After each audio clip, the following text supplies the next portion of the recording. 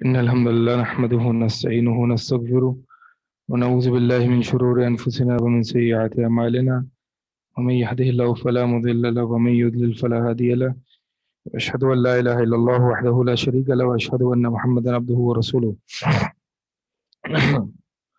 أما بعد last class میں ہم نے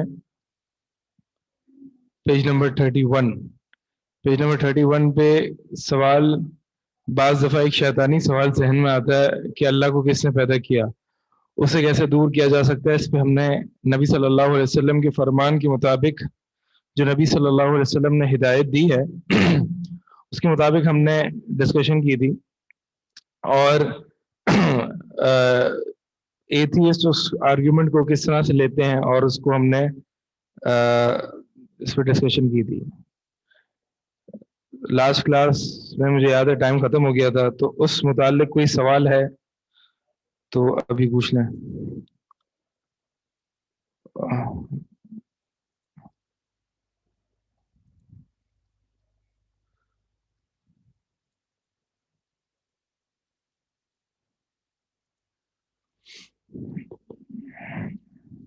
جی کوئی بھی سوال کریں تو ایوری ون پر سلیکٹ کر کے کریں، ٹھیک ہے؟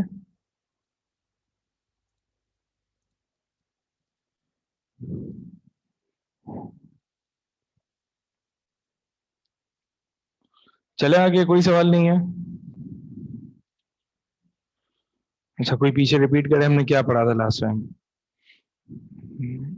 سوال دو صورتوں میں نہ ہو، یا تو کچھ بھی سمجھ نہیں آیا یا سب کو سمجھ میں آ گیا۔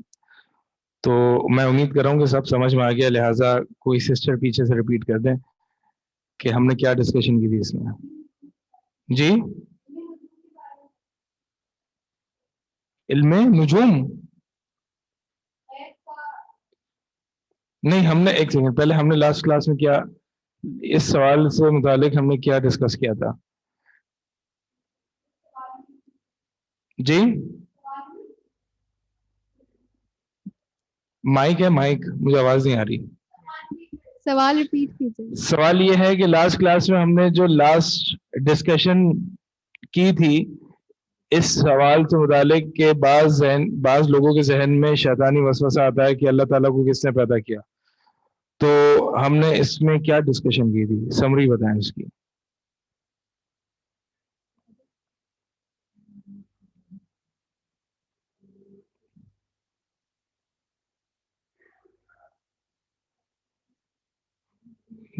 نہیں پتا؟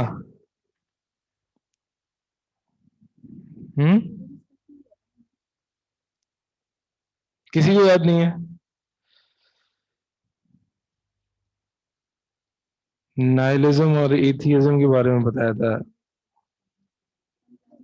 انفینائٹ ریگریس آف کازز، ٹھیک ہے، infinite regress of causes, primary cause can't be questioned and we can't not deal۔ ہاں ہم نے یہ پڑھا تھا کہ ہم ریڈیکل ڈاؤٹ جو ہے، یعنی یہ ریڈیکل ڈاؤٹ والی اسٹریٹجی، یہ اس کا کوئی جواب ہی نہیں ہے، ٹھیک ہے؟ جیسے کہ اگر کوئی سوال کرے کہ آپ مجھے بتائیں کہ جز کل سے چھوٹا ہوتا ہے، ٹھیک ہے، جز یعنی کسی چیز کا پارٹ جز کل سے چھوٹا ہوتا ہے، اس کی کیا دلیل ہے؟ تو اس کا کوئی جواب ہے؟ تو یہ جو یونیورسل ٹروتھس ہوتی ہیں جو کہ نیسیسری ٹروتھس کہلاتی ہیں، اس میں اگر کوئی شبہ ڈالنے کی کوشش کرے، پہلا تو وہ کہ جو شبہ ڈالنے والا ہوگا وہ اس کو ہم بیوقوف کہیں گے، اور دوسرا یہ کہ اس سے ہم پھر آرگیومنٹ نہیں کریں گے، کیونکہ آرگیومنٹ یعنی جس کو ہم دلیل کہتے ہیں، آرگیومنٹ بحث مباحثہ والا آرگیومنٹ نہیں جس کو ہم اپنی عرف میں استعمال کرتے ہیں۔ آرگیومنٹ یعنی جو دلیل ہوتی ہے، دلیل کے لیے ضروری ہے کہ اس میں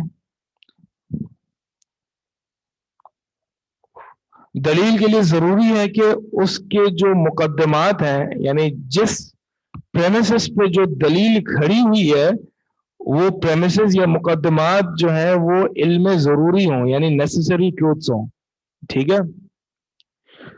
تو اگر جو ان نیسیسری ٹروتس میں ہی شکوک و شبہات پیدا کرنے کی کوشش کرے گا تو پھر ہم اس کو کہیں گے کہ وہ نفسیاتی مریض ہے, اس سے آرگیومنٹ کرنے کا کوئی فائدہ نہیں ہے.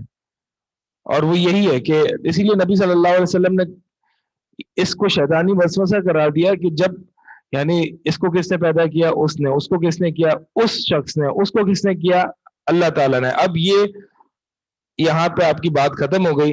اب اللہ کو کس نے پیدا کیا, یعنی یہ آپ بالکل ایک نیسیسری ٹروتھ پہ آ گئے, فرسٹ کاز پہ آ گئے, ان کاز پہ آ گئے, ان مووڈ موور پہ آ گئے. اب اس سے پیچھے کوئی لنک نہیں بنتا اور نہ ہی آپ جا سکتے ہو. تو لہٰذا اس میں کوئی شکوک و شبہات پیدا کرے گا تو وہ پھر وہ پاگل اور مجنون کہلائے گا. اس میں کوئی ایسی نہیں ہے کہ اس میں لاجک پیدا کی جائے یا اس کو مزید آرگیومنٹ کے ذریعے اس کو ثابت کیا جائے. ٹھیک ہے,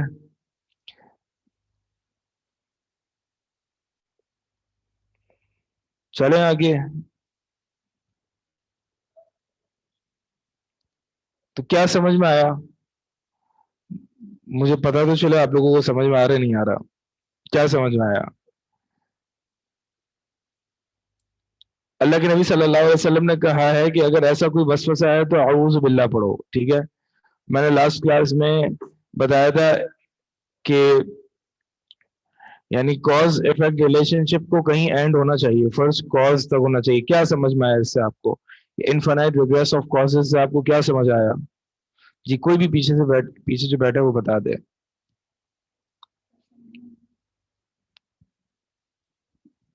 سر آپ نے کاز افیکٹ کے بارے میں یہ بتایا تھا نا کہ مطلب کوئی بھی چیز اگر ہو رہی ہوتی ہے دنیا میں یا کچھ تو اس کا کوئی روٹ کاز یا کوئی ایک اس چیز کو کرنے والا پرائمری کاز ہوتا ہے کوئی نہ کوئی. صحیح ہے. تو آپ نے یہ چیز کہی تھی کہ یہ جو فلسفی ہے یہ غیر مسلموں کی ہے کہ ہر چیز کا کاز افیکٹ ہوتا ہے, جس کی بیسس پہ وہ اس چیز کو نہیں مانتے کہ وہ اس چیز کے بارے میں آرگیومنٹ کرتے ہیں کہ اس پوری دنیا کو بنانے کے لیے بھی کوئی نہ کوئی کاز ہے.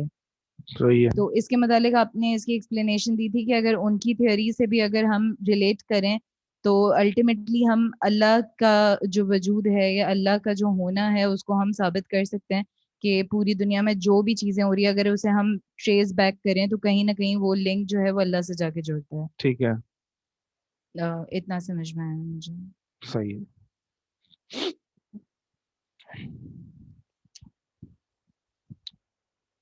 چلے آگے چلتے ہیں.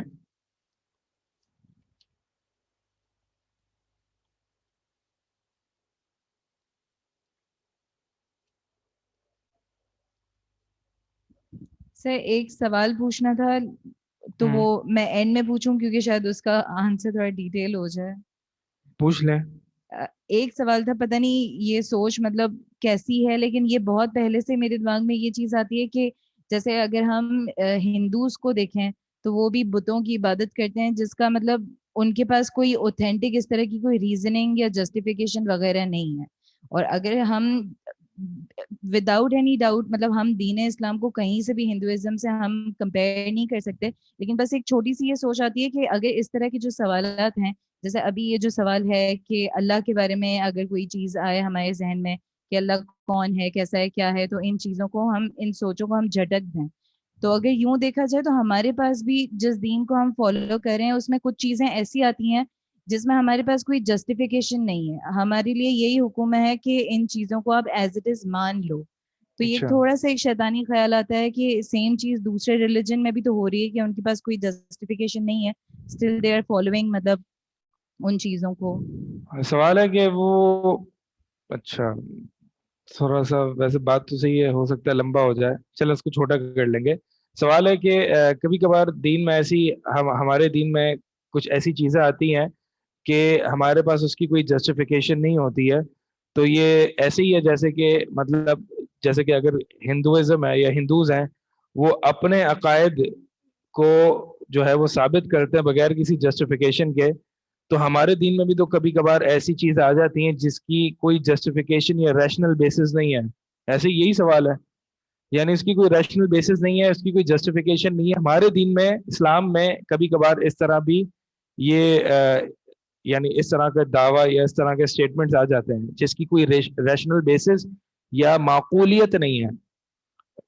تو پھر ہم یعنی ایک شیطانی وسوسہ آتا ہے کہ ہمارا دین پھر مطلب ہمارے دین میں یہ چیزیں کیوں ہم اس کو ایکسیپٹ کر رہے ہیں اور جو ہندوازم ہے اس میں اس طرح کی چیزوں کو ایکسیپٹ نہیں کر رہے.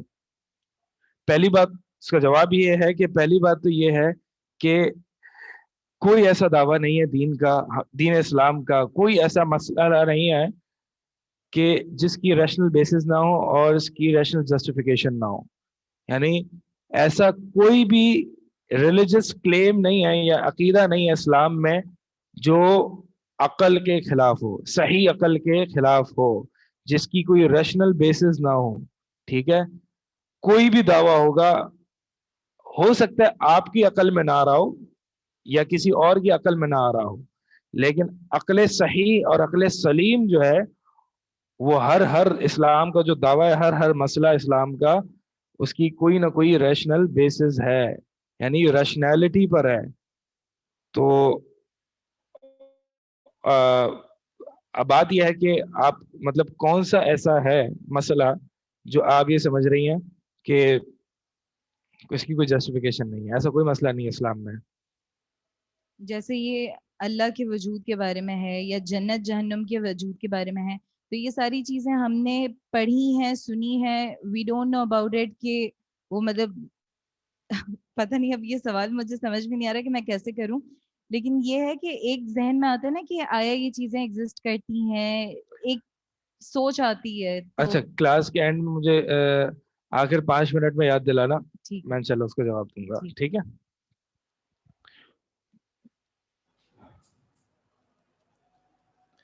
شرک پیج نمبر 32, شرک اکبر کے کیا نقصانات ہیں؟ یہیں پہ تھے, یہی ہے نا سوال نیکسٹ. ٹھیک ہے, شرک اکبر کے کیا نقصانات تھے ہیں؟ جواب, شرک اکبر کی وجہ سے انسان ہمیشہ کے لیے جہنمی ہو جاتا ہے. اور اس کی دلیل کیا؟ اس کی دلیل یہ ہے کہ بے شک جو اللہ کے ساتھ شرک کرے گا تو اللہ تعالیٰ نے اس پر جنت کو حرام کر دیا ہے اور اس کا ٹھکانہ آگ ہے, اور نہیں ہے ظالمین کے لیے, ظلم کرنے والوں کے لیے کوئی مددگار. تو یہ آیت دلیل ہے کہ جو شخص, ہم یہ پہلے بھی پڑھ چکے ہیں, بار بار پڑھ چکے ہیں, کہ جو شخص شرک اکبر کا مرتکب ہوگا, ایک تو وہ دائرہ اسلام سے خارج ہو جائے گا, دوسرا وہ اس کے اعمال, نیک اعمال سارے برباد ہو جائیں گے, تیسرا یہ کہ اگر وہ شرک اکبر کی حالت میں مر گیا تو وہ کبھی جنت میں نہیں جائے گا بلکہ ہمیشہ ہمیشہ جہنم میں رہے گا. جابر بن عبداللہ رضی اللہ تعالیٰ عنہ کہتے ہیں کہ رسول اللہ صلی اللہ علیہ وسلم نے فرمایا کہ جو شخص اللہ تعالیٰ سے اس حال میں مرے کہ وہ اللہ کے ساتھ دوسروں کو شریک کرتا ہوگا, وہ آگ میں داخل ہوگا. ٹھیک ہے, واضح قرآن اور حدیث ہیں اور یہ ہم بار بار ڈسکس کر چکے ہیں. پھر اس کے بعد سوال ہے, کیا شرک کی موجودگی میں دوسرے اعمال صالحہ کارگر ثابت ہو سکتے ہیں؟ تو جواب ہے کہ نہیں, اعمال صالحہ جو ہے وہ شرک کی موجودگی میں فائدہ مند نہیں ہے, یعنی نیک اعمال سارے برباد ہو جاتے ہیں اگر شرک اکبر کا کوئی شخص ارتکاب کرے.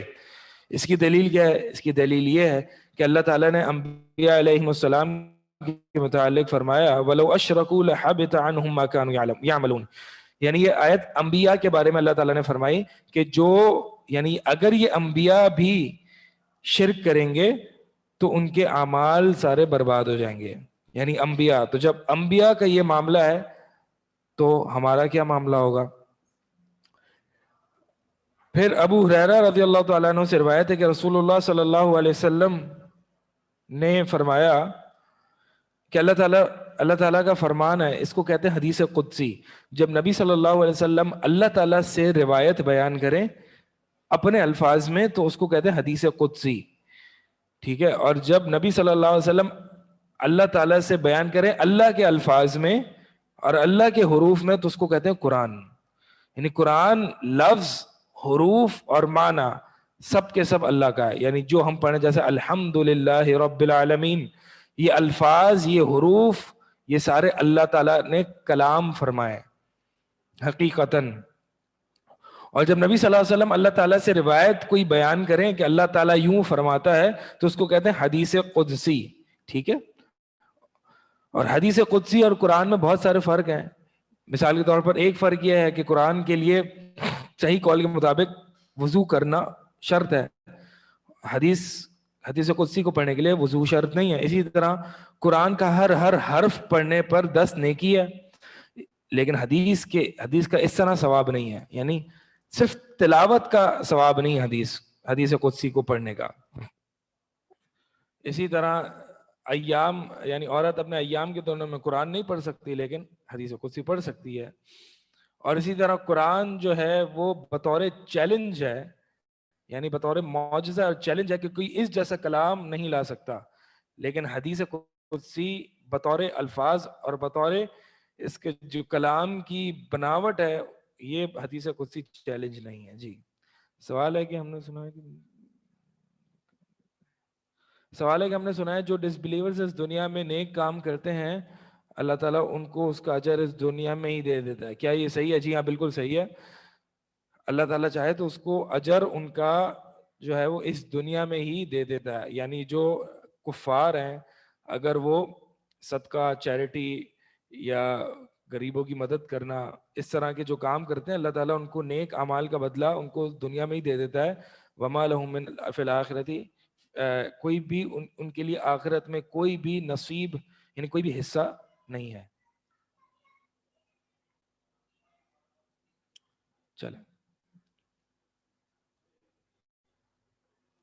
صرف ٹاپک سے ریلیٹڈ سوال کریں ان کا جواب ہوگا, اور سوال کریں تو ایوری ون سلیکٹ کر کے سوال کریں.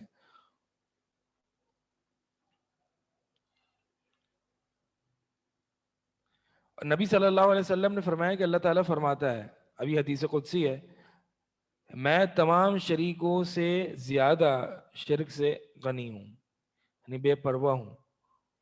مجھے یعنی اپنے پارٹنرز کی کوئی ضرورت نہیں ہے, مجھے کوئی ضرورت نہیں ہے کہ کسی عمل کے لیے مجھے اور کسی دوسرے کو بھی شریک کیا جائے. یعنی اللہ تعالیٰ یہ فرماتا ہے, یعنی میں انڈیپینڈنٹ ہوں, میں الصمد ہوں, میں غنی ہوں, مجھے شرک کی ضرورت نہیں ہے. من عمل عملا اشرک معی فیہ غیری, جو کوئی شخص کوئی ایسا عمل کرتا ہے جس میں میرے ساتھ کسی اور کو شریک کرتا ہے, یعنی وہ عمل کا کچھ پورشن میرے لیے اور کچھ پورشن دوسرے کے لیے, تو میں اس کو چھوڑ دیتا ہوں, اور اس کے شرک کو بھی, یعنی اس کو میں چھوڑ دیتا ہوں, یعنی اس کے عمل کو قبول نہیں کرتا. یعنی اگر آپ کا عمل جس میں 90% اللہ کے لیے ہو, 10% غیر اللہ کے لیے ہو, تو وہ بھی قابل قبول نہیں ہے. 99% بھی اللہ کے لیے ہو, 1% بھی غیر اللہ کے لیے ہو, تو وہ بھی قابل قبول نہیں ہے.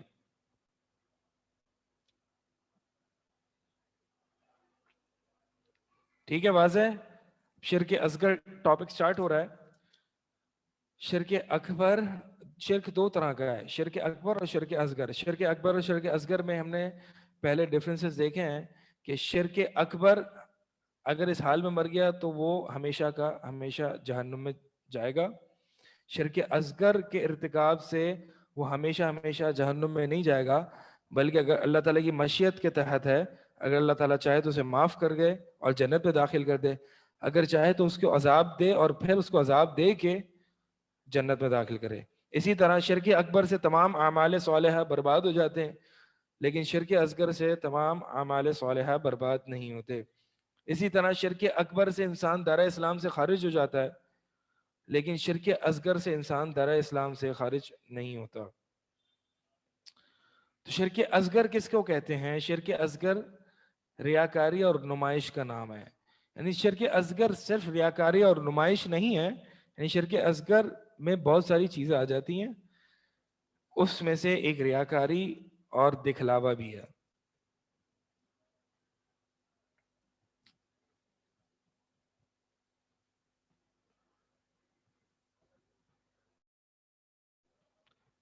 آپ نے بھی کہا کہ عورت اپنے ایام میں قرآن نہیں پڑھ سکتی. ہاں مطلب ہاتھ نہیں لگا سکتی, قرآن کو مصحف کو ہاتھ نہیں لگا سکتی. اس میں بہرحال ڈفرینس آف اوپینین ہے کہ پڑھ سکتی ہے یا نہیں پڑھ سکتی. دونوں اوپینین اسٹرانگ ہے. ٹھیک ہے, تو شرک اصغر ریاکاری اور نمائش کا نام ہے. اب شرک اصغر میں بہت ساری چیزیں آ جاتی ہیں, تو بہتر یہ ہے کہ میں آپ کو ایک پہلے اس کو سمرائز کر دوں. شرک اصغر یہ ہے کیا؟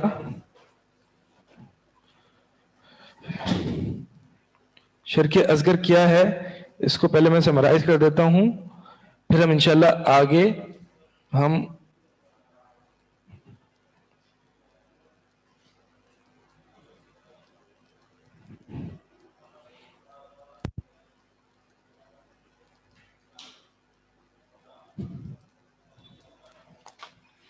صفی کیمرہ سیٹ کر دیں.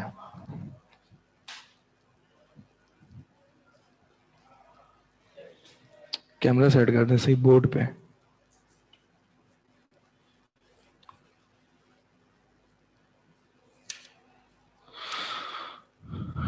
شرک کی دو کیٹیگریز ہیں، میجر شرک اور مائنر شرک، شرک اکبر اور شرک اصغر. تھوڑا سا اوپر کر دیں بس.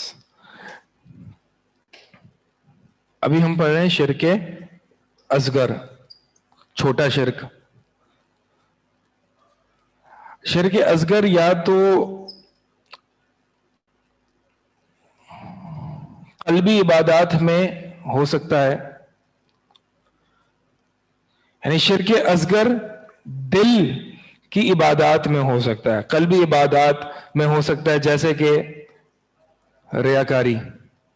ریاکاری کیا ہے؟ کوئی عمل اللہ تعالیٰ کے لیے کرنا، کوئی عمل عبادت اللہ کی کرنا لیکن دکھانا کسی اور کو، اللہ کو نہ دکھانا، امپریس کسی اور کو کرنا، اللہ کو نہ کرنا، ریاکاری. یعنی عبادت اللہ کی کرنا لیکن دکھانا کسی اور کو.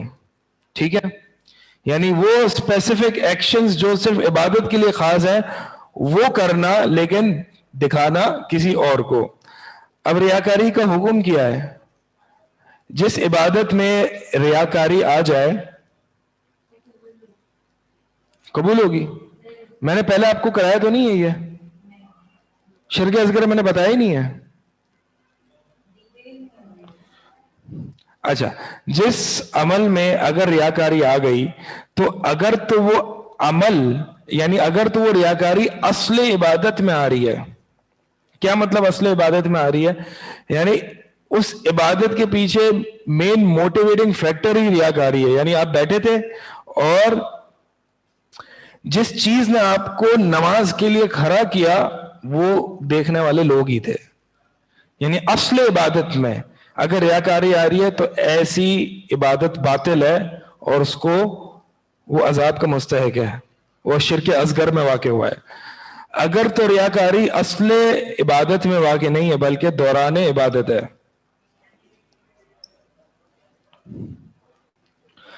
دوران عبادت اگر آ رہی ہے تو یو ہیو ٹو آپشنز.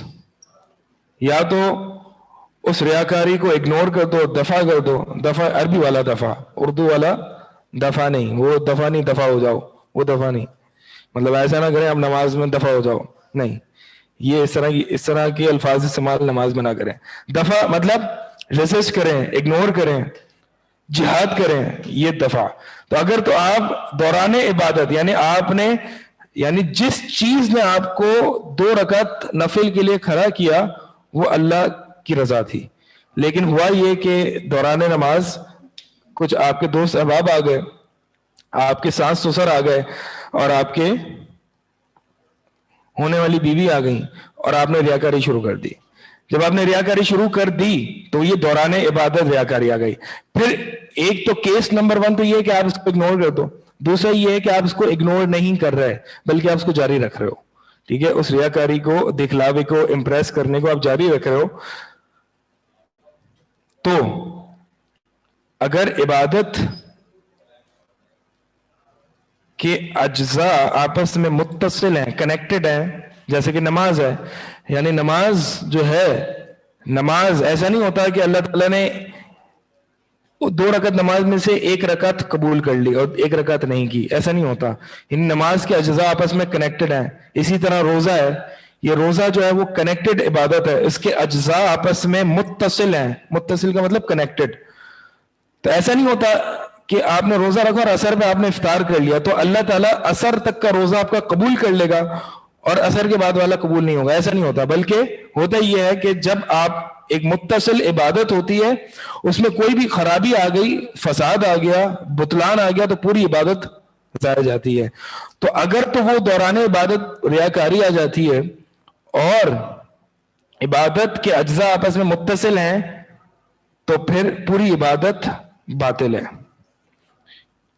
آپ نے اللہ کی رضا کے لیے، اپنے اللہ کی خوشی کے لیے آپ نے 2 رکعت کے لیے کھڑے ہوئے، لیکن درمیان نماز کچھ لوگ آ گئے اور آپ کو دیکھنے لگے، غور سے آپ کو دیکھ رہے ہیں اور آپ بھی ان کو نماز میں غور سے دیکھ رہے ہیں. یہ کیا ہو رہا ہے؟ تو آپ بھی ان کو دوران نماز غور سے دیکھ رہے ہیں اور آپ ریاکاری جاری رکھنا. اور آپ نے مطلب آپ پہلے جو ہے بالکل سستی سے آپ نماز پڑھ رہے تھے، پھر آپ جو ہے بالکل جو ہے وہ جھک کے خشوع اور خضوع اظہار کر لیا آپ نے اور پوری نماز جاری رکھا، تو آپ کی پوری نماز باطل ہو جائے گی. اور اگر وہ عبادت منفصل یعنی اس کے اجزاء منفصل ہیں، جیسے کہ صدقہ، میں نے جیب میں میرے پاس 2000 ہیں اور میں نے 1000 روپے نکالے اور اللہ کی رضا کے لیے صدقہ کیا، پھر لوگوں کو دیکھا، لوگ بڑا کہہ رہے واو بہت جنرس بندہ ہے، یہ تو بہت سخی ہے، تو میرے اندر جو ہے وہ ریاکاری کا ایلیمنٹ بڑھ گیا اور میں نے 1000 روپے کا نوٹ نکال کے اور دیا. تو یہاں پہ دیکھیں صدقہ اس کے اجزاء 1000 اور 1000 آپس میں کنیکٹڈ نہیں ہے، تو جس میں ریاکاری ہوگی وہ قبول ہو جائے گا اور جس میں ریاکاری نہیں ہوگی وہ قبول نہیں ہوگا. تو متصل میں کیا ہے؟ جتنا اخلاص ہوگا اس میں اتنے قبول ہو جائے گی، اور جتنا حصہ جس میں اخلاص نہیں ہے بلکہ ریاکاری ہے تو وہ قبول نہیں ہوگی. یہ آپ اپنے حساب سے لکھ لیں.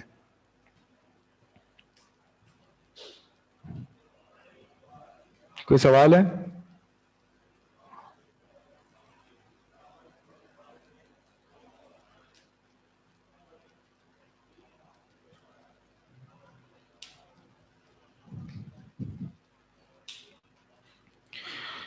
واپس ریپیٹ کر دیتا ہوں. ریاکاری اگر اصل عبادت میں یعنی مین ڈرائیونگ فورس ہے عبادت کی، تو پھر وہ ریاکاری وہ عبادت کو باطل کر دیتی ہے. اگر عبادت کے دوران آ جائے تو عبادت کے دوران اگر تو آپ اس کو ریزسٹ کر سکتے ہو اور دفع کر سکتے ہو تو ٹھیک ہے، پھر قبول ہو جائے گی. لیکن اگر آپ اس کو دفع نہیں کر رہے، آپ اس کو جاری رکھ رہے ہو اور لوگوں کو امپریس کرنے میں لگے ہوئے ہو، تو اگر تو عبادت متصل ہے یعنی اس کے اجزاء آپس میں کنیکٹڈ ہیں تو پوری عبادت باطل ہوگی. مثال کے طور پر آپ نے اللہ کے لیے نماز پڑھی اور دوسری رکعت کے تشہد میں سلام سے تھوڑی دیر پہلے آپ نے ریاکاری شروع کر دی اور آپ رونا دھونا شروع کر دیا. آپ کی آنکھوں سے آنسو جاری ہو گئے اور ڈرامے بازی آپ نے شروع کر دی. جب ڈرامے بازی شروع کر دی لوگوں کو دیکھ کے تو پوری نماز باطل ہو گئی. ٹھیک ہے، اگر عبادت کے اجزاء منفصل ہیں یعنی جیسے کہ صدقہ اور خیرات کے، اس طرح تو ہو سکتا ہے نا کہ اللہ تعالیٰ نے مثال کے طور پر 50 روپے قبول کیا 50 روپے نہیں کیے، کیونکہ 50 روپے جو آپ نے دیے تھے اس میں اخلاص تھا اور جو 50 روپے نہیں دیے تھے، جو 50 روپے دیے تھے اس میں ریاکاری تھی. تو جو 50 روپے پہلے دیے اس میں اخلاص تھا، جو 50 روپے بعد میں دیے اس میں ریاکاری تھی، تو جو جس میں ریاکاری تھی وہ عبادت قبول نہیں ہوگی. چلے جی، تو یہ ریاکاری ہے، اس سے بچنا چاہیے. اور یہ بات یاد رکھیں کہ انسان جتنا نیک ہوگا اتنا اس کو ریاکاری سے جہاد کرنا پڑے گا.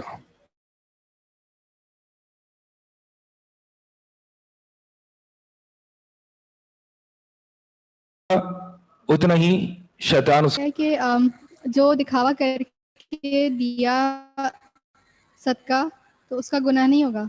جی، جو صدقہ دکھاوا کر کے دیا اس کا گناہ نہیں ہوگا. جو دکھاوا کر کے دیا وہ صدقہ جو دکھاوا کر کے دیا اس کا گناہ ہوگا. میں بھی گناہ پہ آ رہا ہوں، تو ایسا نہ سمجھے کہ یہ عبادت صرف باطل ہی ہوئی نا. امپریس کر کے اگر میں نے کسی کو عبادت کر لی تو صرف باطل ہی ہوئی نا، مطلب قبول نہیں ہوئی نا، میں واپس کر لوں گا. نہیں، یہ نہیں ہے. اس کا جرم اتنا سنگین ہے. ایک تو یہ کہ شرک اصغر ہے، چھوٹا شرک، اور شرک اصغر کبیرہ گناہوں میں سے سب سے بڑا گناہ ہے. اور شرک اصغر کا آپ اندازہ اس حدیث سے لگائیں کہ نبی صلی اللہ علیہ وسلم نے فرمایا سب سے پہلے جو لوگ ہوں گے جن سے جہنم کو بھڑکایا جائے گا وہ 3 ریاکار ہوں گے. کون؟ پہلا وہ عالم جس نے قرآن سیکھا اور سکھلایا تاکہ اس کو عالم اور علامہ کہا جائے. دوسرا وہ مجاہد جس نے جہاد لڑا تاکہ اس کو بہادر کہا جائے. تیسرا وہ جس نے مال خرچ کیا اللہ کی راہ میں, لیکن اس لیے نہیں کیونکہ اللہ خوش ہو جائے, لیکن اس لیے تاکہ اس کو سخی اور جنرس کہا جائے. تو انہوں نے ریاکاری کی, اور سب سے پہلے یعنی کافر سے بھی پہلے یہ جہنم میں ڈالے جا رہے ہیں. تو آپ اس گناہ یعنی یہ ریاکاری اور شرک اصغر, اس کی ہولناکی سے آپ واقف ہو جائیں کہ یہ چھوٹا موٹا گناہ نہیں ہے. یعنی عمل تو باطل ہوگا ہی ہوگا, اس پر الٹا اتنی بڑی وعید ہے. تو کریں کیا؟ ریاکاری آ جاتی ہے کبھی, ایک تو یہ کہ اس کو ریزسٹ کرنے کی کوشش کریں, دوسرا یہ کہ اللہ تعالیٰ سے دعا کریں, اللہ تعالیٰ سے دعا کریں, اللہ تعالیٰ ریاکاری سے بچائے. اور تیسرا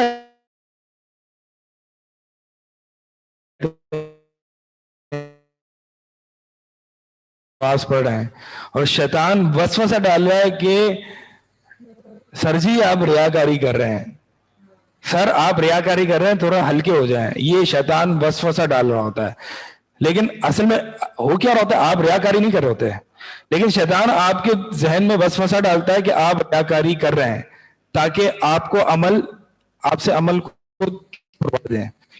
یہ کہ جب شیطان وسوسہ ڈالے گا تو آپ اس عمل کو آپ کہیں گے جی ہاں میں تو ریاکاری کر رہا ہوں, اللہ اکبر, لہذا چھوڑ دو, بھی کرو ہی نہیں. تو لہذا شیطان اپنے گول میں کامیاب ہو جائے گا, اور وہ یہ کہ اس نے یہ وسوسہ ڈال کے کہ ریاکاری کر رہے ہو تم, لہذا عمل چھوڑ دو, ابھی اس نے وہ کامیاب ہو گیا.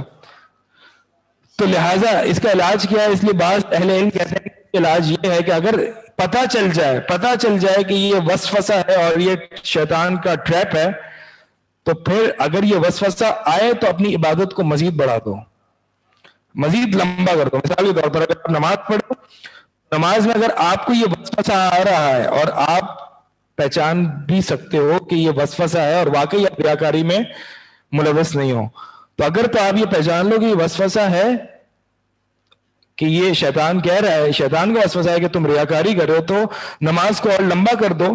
جب نماز کو اور لمبا کر دو گے تو شیطان یہ کہے گا یار میں اس کو وسوسہ دے رہا ہوں اور یہ عبادت میں مزید بڑھ رہا ہے, تو جو میرا گول تھا کہ عبادت سے اس کو عبادت چھڑوا دوں اس کی, تو یہ تو اس کا الٹ ہو رہا ہے. تو لہٰذا وہ وسوسہ آپ کا چلا جائے گا, ریاکاری یعنی یہ وسوسہ کہ تم ریاکاری کرو یہ چلا جائے گا.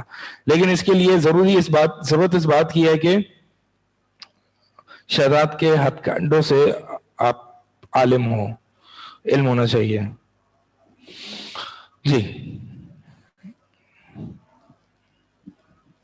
اگر کسی کی اصلاح کے لیے بھی کیا جائے تو ریاکاری ہوگی. یعنی مثالی طور پر اگر ابھارنے کے لیے, انکریج کرنے کے لیے, جیسے کہ صدقہ خیرات انکریج کرنے کے لیے لوگوں کے لیے کہ مجھے پتا ہے کہ اگر میں کروں گا تو میرے پیچھے لوگ بھی کریں گے, تو پھر یہ ریاکاری نہیں ہے.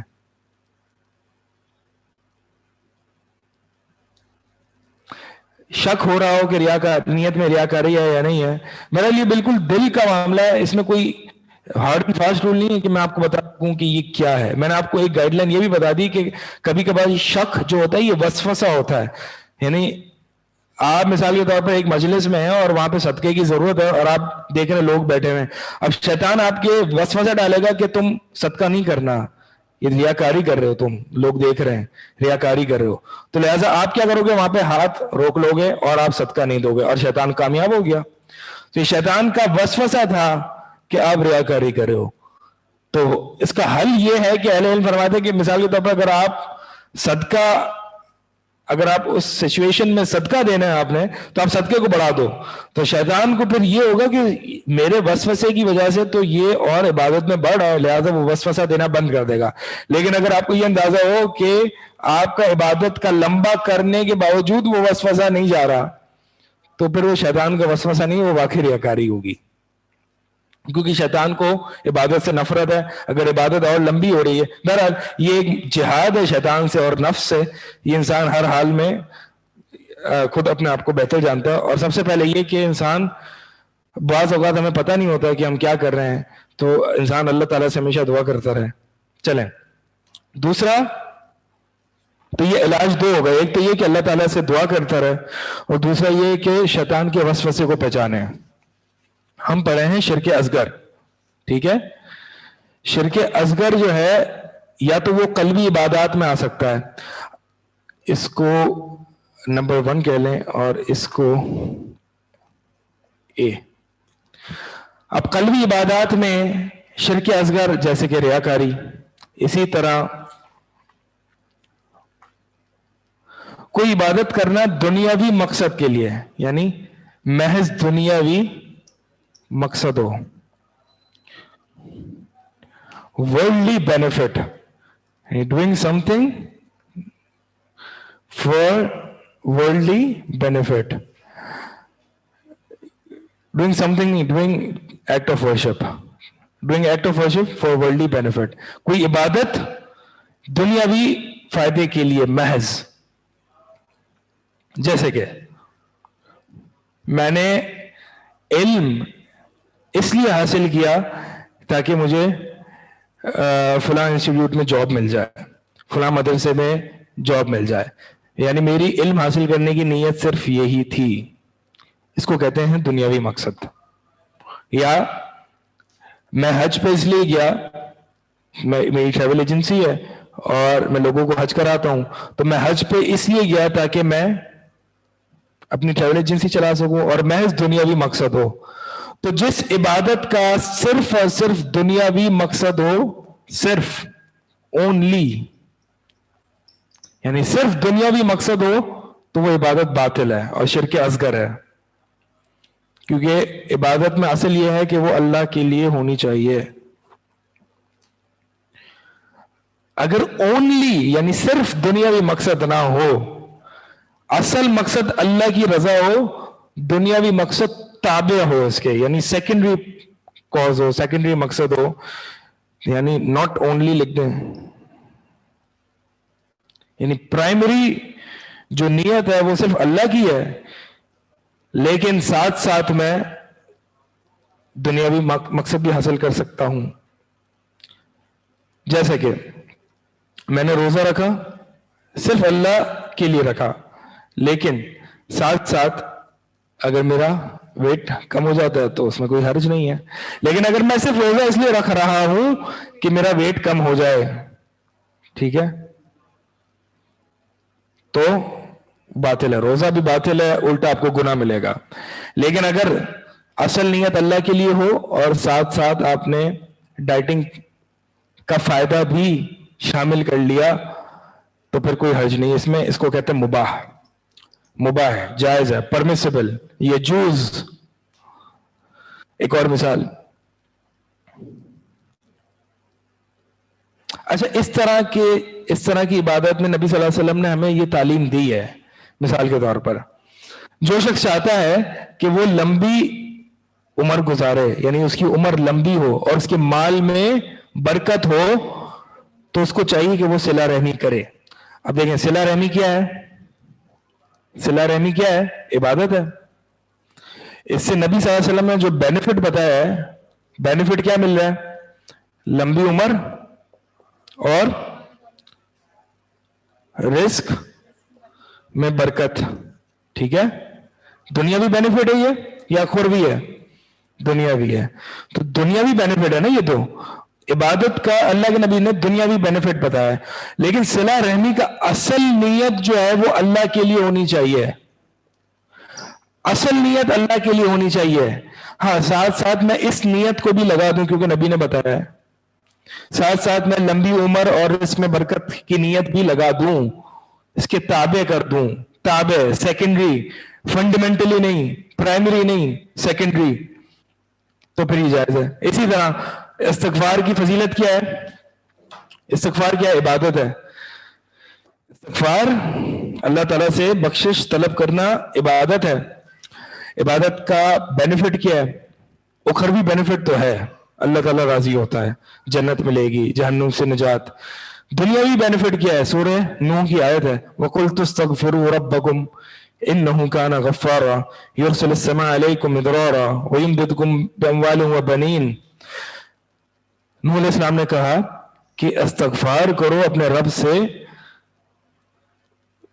تم استغفار کرو اپنے رب سے، تمہیں اللہ تعالیٰ مال، بیٹے اور بارشیں اور فراوانی، یہ ساری چیزیں عطا کرے گا.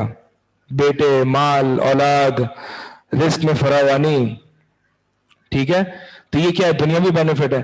تو استغفار میں اس لیے کر رہا ہوں, استغفار میں اس لیے کر رہا ہوں, اول تو یہ کہ میں اللہ تعالیٰ سے بخشش طلب کر رہا ہوں, تو اس میں تو اخلاص تو اول نیت ہے, لیکن اس کے ساتھ ساتھ میں نیت یہ بھی لگا دیتا ہوں کہ مجھے اولاد ہو جائے. اور ایک اولاد, جیسے حسن بصری رحمہ اللہ کے پاس ایک شخص آیا اور کہا کہ میں فائنینشیل کرائسس میں ہوں, یعنی مالی تنگی ہے میرے پاس. تو حسن بصری نے کہا کہ استغفار کرو. دوسرا شخص آیا, حسن بصری سے کہا کہ میرے اولاد نہیں ہو رہی ہے, تو کوئی سولوشن بتائیں. حسن بصری نے کہا استغفار کرو. تیسرا شخص آیا, میری شادی نہیں ہو رہی ہے. اور حسن بصری کہتے ہیں استغفار کرو. جب سب چلے گئے تو حسن بصری رحمہ اللہ کے پاس بیٹھے شاگردوں نے ان سے سوال کیا کہ جو کوئی بھی مسئلہ لے کے آؤ, کیا ماجرا ہے, کیا مسئلہ ہے؟ تو حسن بصری کہتے ہیں کیا تم نے یہ آیت نہیں پڑھی, وَقُلْتُ اسْتَغْفِرُوا رَبَّكُمْ إِنَّهُ كَانَ غَفَّارًا يُرْسِلِ السَّمَاءَ عَلَيْكُمْ مِدْرَارًا. اپنے رب سے استغفار کرو, اللہ تعالیٰ بارشیں موسلا دار پے در پے نہریں جاری کرے گا, بارش عطا فرمائے گا, بیٹے دے گا, وغیرہ وغیرہ. تو ساری مصیبتوں کا حل استغفار میں, اگر استغفار اخلاص کے ساتھ کیا جائے. اور ہم نے اپنے شیخ سے ایک سنا کہ ایک شخص جو ہے وہ, یعنی ہمارے جو استاد تھے, ایک شیخ تھے, وہ جمعے کا خطبہ دے رہے تھے اور استغفار کی فضیلت پر دے رہے تھے. تو ان میں ایک شخص ہے جن کے ہاں 9 سال سے اولاد نہیں تھی, 9 سال سے ان کے ہاں اولاد نہیں تھی. اور وہ بڑا غصے میں اپنے گھر سے نکلا اور مسجد آیا ہوا تھا. تو اس نے ان شیخ کا خطبہ استغفار کی فضیلت پہ سنا اور یہ سارے فوائد سنے. تو اس نے گھر پہ آتی کہا کہ اب سے استغفار اخلاص کے ساتھ اللہ کے لیے آپ نے اور میں نے کنٹینیوسلی کرنا ہے استغفار, اللہ تعالیٰ سے بخشش طلب کرنی ہے. تو ایک ہی سال گزرا تھا کہ ان کے ہاں اللہ تعالیٰ کے حکم سے اولاد ہو گئی, یعنی 9 سال کے بعد استغفار کی فضیلت سے اللہ کے حکم سے ان کے ہاں ایک ہی سال بعد اولاد ہوئی. تو یہ جو استغفار کرتا ہے, استغفار کی اور بہت سارے ٹرو کیسز ہیں جس کا ابھی وقت نہیں ہے. تو بہرحال مقصد یہ ہے کہ دنیاوی مقصد کے لیے, اب اس شخص نے کیا کیا, اس شخص نے جو ابھی ہم نے جس کو ڈسکس کیا, اس شخص نے, اس کا مقصد کیا تھا؟ ایک تو استغفار اللہ سے, یعنی استغفار میں اصلاً ہوتا ہی اخلاص ہے کیونکہ وہ اللہ تعالیٰ سے مغفرت طلب کرنے کا نام ہے. تو اخلاص کے بغیر تو استغفار ہو ہی نہیں سکتا. تو دوسرا اس کا مقصد یہ تھا کہ اولاد ہو جائے, تو اس کو دونوں, یعنی یہ مقصد اس کا. اور استغفار کا بہترین طریقہ کیا ہے؟ استغفار کا بہترین طریقہ, یعنی بہت سارے الفاظ ہیں, استغفر اللہ بھی ہے, استغفر اللہ العظیم الذی لا الہ الا هو الحی القیوم واتوب الیہ, یہ بھی الفاظ ہیں. ٹھیک ہے چلے. اب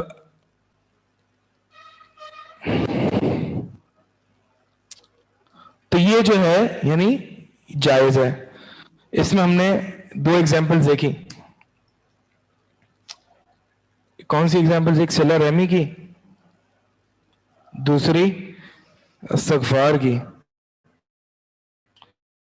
اور اس طرح کی پورے دین کی مثال لے لیں. جو شخص نیک عمل کرے گا, من ذکر او انثى, چاہے وہ مرد ہو یا عورت ہو, میل ہو فیمیل ہو, فلنحیینہ حیاتا طیبہ, تو ہم اس کو اچھی زندگی دیں گے.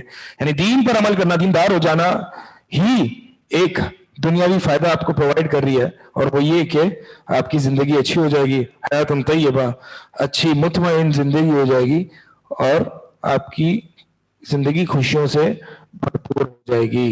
اس کا مطلب یہ نہیں ہے کہ کبھی غم نہیں آئے گا, اس غم میں بھی خوشی ہوتی ہے. یعنی مومن کے غم میں بھی اس کو خوشی ملتی ہے. یعنی مومن کا جو غم ہوتا ہے وہ الگ ہی طریقے کا ہوتا ہے, اس میں اس کو موقع ملتا ہے اللہ تعالیٰ سے باتیں کرنے کا, اللہ تعالیٰ سے دعائیں کرنے کا, اللہ تعالیٰ کے آگے گر گرانے کا, اور اس کو اس میں مزہ آ رہا ہوتا ہے. یہ مومن کی جو آزمائشیں اور مومن کے جو غم ہوتے ہیں, اس کو ٹیکل کرنا اور اس کو حل کرنا جس طریقے سے اللہ تعالیٰ نے اور اس کے رسول نے اس کو بتایا ہے, یعنی اس غم میں بھی ایک الگ مزاج ہے. ٹھیک ہے, تو ایسا نہیں ہے کہ مومن کے پاس کبھی پریشانیاں نہیں آتی ہیں. اگر وہ دیندار ہے تو ہو سکتا ہے اس کو زیادہ پریشانیاں آتی ہوں.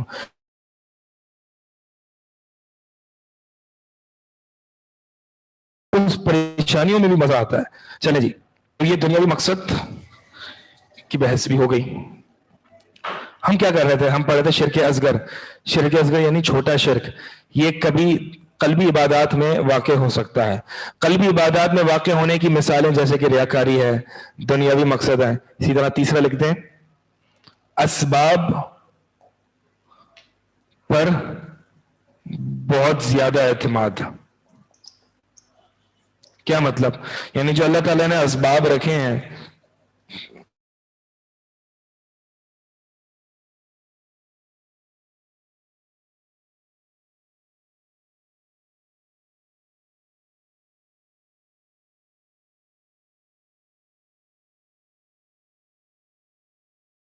ٹھیک ہے, واضح ہو گیا.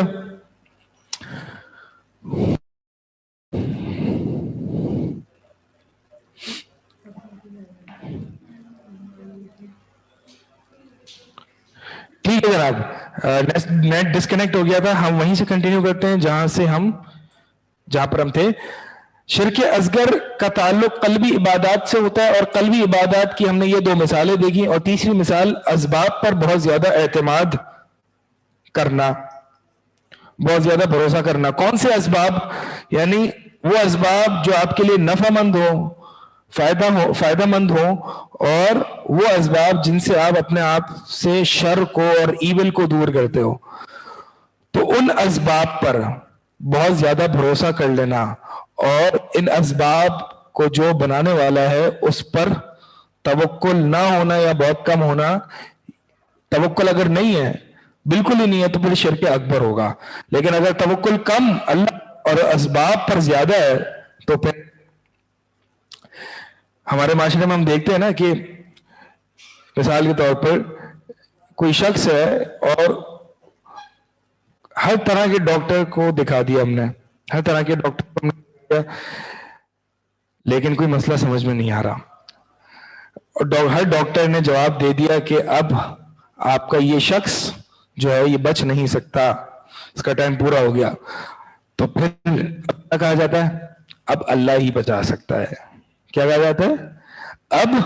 اب اللہ ہی بچا سکتا ہے. ڈاکٹرز پہ اتنا زیادہ بھروسہ, جب ڈاکٹرز فیل ہو گئے تو اب اللہ تعالیٰ بچا سکتا ہے. اب دعائیں اور مسلح بچتے ہیں اور دعائیں ہوتی ہیں اور راتوں کو اٹھا جاتا ہے اور دعائیں کی جاتی ہیں. پہلے بہرحال یہ غفلت ہے, یہ غفلت ہے, اور یہ مشرکین کا فعل ہے, مشرکین کی حرکت ہے یہ کہ جب وہ ان کی کشتی سمندر میں پھنستی اور مشکل میں پھنستی تو اب وہ اللہ کو پکارتے. اذا مس الانسان ضر دعا ربه منيبا اليه واذا خوله نعمه منه نسي ما كان يدعو اليه من قبل وجعل لله اندادا. کتنا ناشکر ہے انسان. اللہ تعالیٰ فرماتا ہے جب یہ مشکل میں ہوتے ہیں, جب ان کو کوئی تکلیف پہنچتی ہے تو یا اللہ یا اللہ, اور جب اللہ تعالیٰ ان کو تکلیف سے نکال دیتا ہے تو پھر اللہ کے ساتھ شرک کرنا شروع کر دیتا ہے. ناشکر اور مشرک ہے انسان. تو اسباب پر بہت زیادہ بھروسہ کر لینا, یعنی جب پیناڈول اثر نہیں کر رہی تو اس کو بہت زیادہ حیرت ہو رہی کہ پیناڈول کیوں اثر نہیں کر رہی. اس کی سوچ اس طرف نہیں جا رہی کہ اللہ تعالیٰ نے اس میں اثر نہیں ڈالا, اور اثر ڈالنے والا صرف اللہ تعالیٰ ہے. ٹھیک ہے, تو یہ ہے اسباب پر بہت زیادہ اعتماد اور بھروسہ کر لینا. اس کی مثالوں سے میں نے آپ کو بات سمجھا دی. چلیں جی, قلبی عبادت ہو گیا. شرک اصغر قلبی عبادت میں اس طرح واقع ہو سکتا ہے. واضح ہے یہاں تک؟ سوال دیکھ لیتے ہیں. اتنے لمبے لمبے سوال. اسباب کا کیا مطلب ہے؟ اسباب کا مطلب کیا مطلب ہے اسباب کا؟ کاز, سورسز, فورسز نہیں, فورسز نہیں, سورسز بھی نہیں, سورس اسباب کو نہیں, ریسورس ہوگا, ریسورسز بھی نہیں.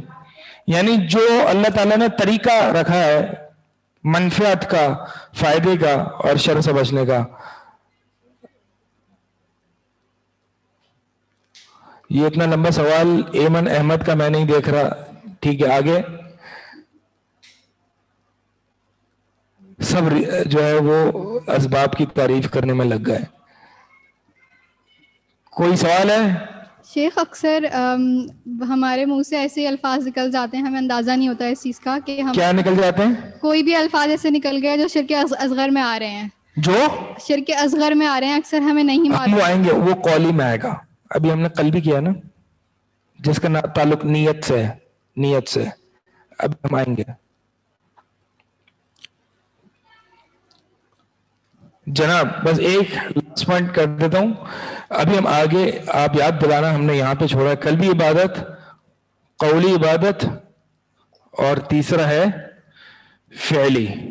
ٹھیک ہے، یہ ڈسکس کریں گے نیکسٹ کلاس میں انشاءاللہ.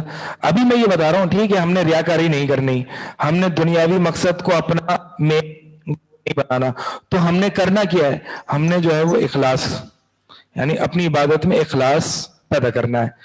اخلاص کس چیز کا نام ہے؟ ایک تو یہ کہ اللہ کی رضا، یعنی کیا مطلب کہ اپنے اعمال میں سنسیریٹی پیدا کرو. Sincerity to whom? what do you mean by sincerity?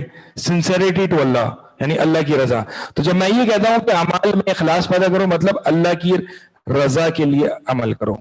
دوسرا یہ،